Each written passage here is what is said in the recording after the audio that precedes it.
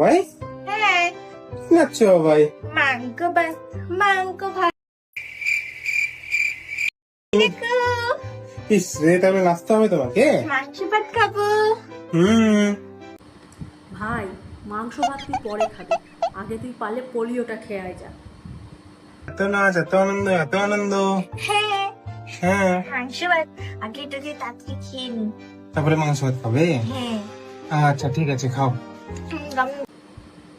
এই মাংস ভাতটা কে বলে? মানে সিরিয়াসলি মাংস ভাত? নিজে একটা দামড়ি খাসি, সে বলছে মাংস ভাত খাবো, মানে মানা যায়?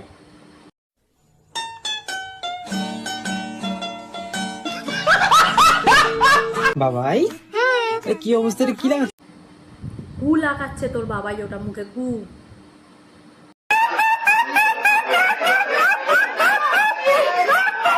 বাবাই, কিভাবে বিরিয়ানি এতগুলো?